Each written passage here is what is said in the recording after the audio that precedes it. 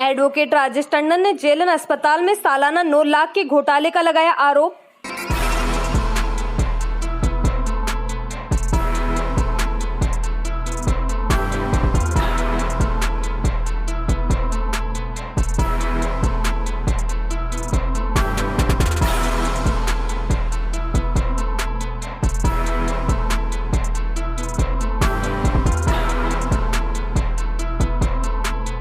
राजस्थान कांग्रेस के पूर्व सचिव और वरिष्ठ अधिवक्ता राजेश टंडन ने अजमेर संभाग के जेएलएन अस्पताल में व्याप्त भ्रष्टाचार के खिलाफ मोर्चा खोल रखा है। इसी के तहत एक बार फिर वह कर्मकार उपलब्ध कराने के मामले में 9 लाख सालाना के घोटाले का आरोप लगाते हुए कार्रवाई की मांग कर रहे हैं। उन्होंने कहा कि अब तक जेएलएन अस्पताल में राजकीय व अन्य संचालित योजनाओं के माध्यम से कर्मकार उपलब्ध कराने वाली संस्था को मिलीभगत से करने से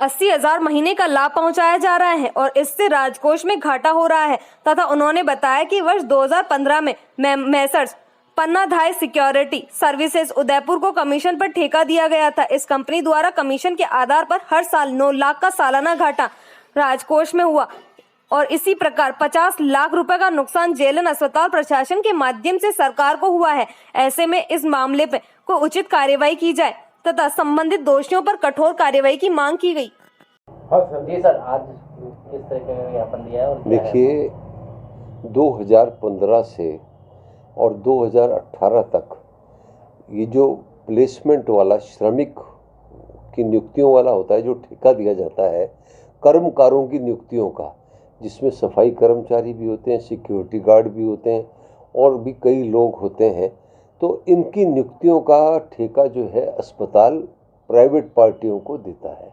और प्राइवेट पार्टियां सफाई के जैसे ठेके होते हैं, ब्लड बैंक का जो पहले ठेका दिया हुआ था खून लेने का और उसकी जांचों का और वो सारा सिक्योरिटी का, और दूसरा तो ये 2015 से 2018 तक पन्नाधाई सिक्योरिटी एजेंसी उदयपुर की थी, उसको दे रखा था।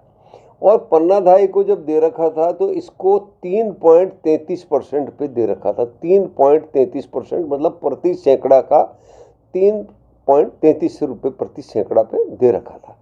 अब क्या हुआ कि टेंडर, इसी के जब टेंडर निकाले गए तो जीवन ज्योति फर्म थी एक, कोई यादव साहब की, नागौर की, और उस नागौर की फर्म ने 0.1% पे ठेका टेंडर डाला। और टेंडर डाला तो उस पर तीसरी फर्म आई, उसने 0.8% पे ठेका डाला।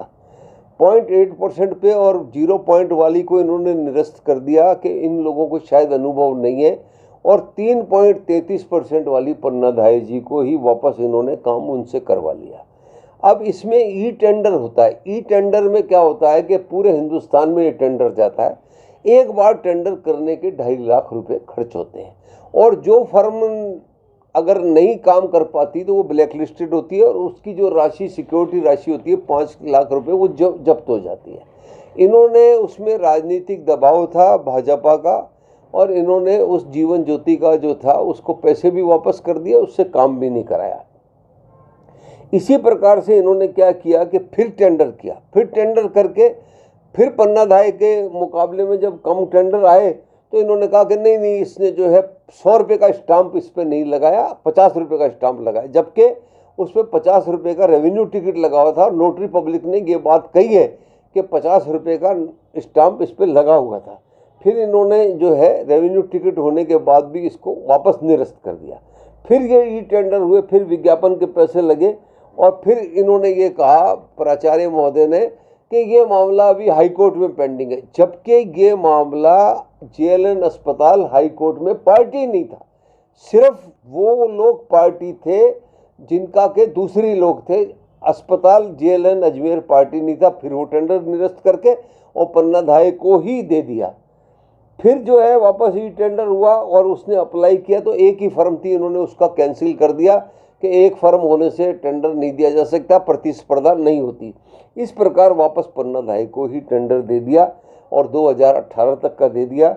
जीवन ज्योति के निरस्त किए, जीवन ज्योति को 5 लाख रुपए वापस किए, और एक टेंडर से 9,60,000 रुपये प्रति साल का जो मिलता है उसको कमाई का। इस प्रकार आप देखिए कि इन्होंने क्या किया कि ये तो 30 लाख रुपए तो ये गए ई टेंडरों में और इस निरस्तीकरण में, और इस तरह से कुल मिलाकर 9 लाख और 60,000 रुपये दे के 50 लाख रुपए का जो है पूरा घोटाला किया है। 50 लाख के घोटाले का ये है कि मैंने आज मुख्यमंत्री जी को एक ज्ञापन दिया है, मैं दस्तावेज के दिया है, और दस्तावेज के देने की वजह से ये है कि इसमें सारे सबूत हैं, और उन सबूतों पर अगर इसका गहन कोई जांच होगी उच्च स्तरीय, तो इसकी जो है दोषी अधिकारियों पे कार्रवाई हो, इनकी वेतन में से रिकवरी हो, और उसके अलावा एसीबी इसका केस दर्ज करे। मुख्यमंत्री जी से ये निवेदन है। दूसरा मेरा एक कि आज मैंने इनको मौखिक रूप से जो निवेदन किया कि आज शहर संक्रमण के काल से गुजर रहा है। आज रोज लोग हृदय संस्थान जो है खाली पड़ा है। गोखरू साहब को इन्होंने कैसे छुट्टी दे दी, जबकि सिपाहियों को, मास्टरों को, रोडवेज कर्मचारियों को किसी को भी छुट्टी नहीं देते। रेशमा एक्ट लगा हुआ है। हृदय रोग संस्थान में कैथ लैब बंद पड़ी है। हृदय रोग संस्थान में डॉक्टर नहीं है। सुपरिटेंडेंट छुट्टी पे चले गए। तो ये किसके भरोसे शहर को छोड़ के जा रहे हैं। मैंने ऊपर चिकित्सा सचिव जी से कहा कि मैंने आपने इनको छुट्टी कैसे दे दी, तो उन्होंने कहा नहीं भाई उनके कोई पारिवारिक कारण थे। मैंने कहा साहब पारिवारिक कारण तो शहर में सबके हैं। आपने छुट्टी दे करके हृदय रोग संस्थान से आप रोज देखिए कोई ना कोई वकील, कोई ना कोई बड़े लोग, कोई ना कोई गरीब लोग हृदय रोग से मर रहे हैं। सरकार को उसकी वैकल्पिक व्यवस्था करनी चाहिए। सरकार को जो अगर गोखरू साहब गए हैं महीने भर 1.5 महीने की छुट्टी पे, एक तो ना उनकी छुट्टी एक्सटेंड करें, इनको छुट्टी से वापस बुलाना चाहिए, और दूसरा कोई वैकल्पिक व्यवस्था के रूप में किसी भी चिकित्सक को भेजना चाहिए। जो हृदय रोग संस्थान जैसा संस्था, कैथ लैब वहाँ है नहीं, कोई डॉक्टर वहाँ है नहीं। अजमेर की पीड़ा को कौन इसको जो है कहेगा। मैं बहुत दुख के साथ ये उनको कह के आया हूँ। उनका हम इस विषय पे बात करते हैं। सुप्रिटेंडेंट है नहीं।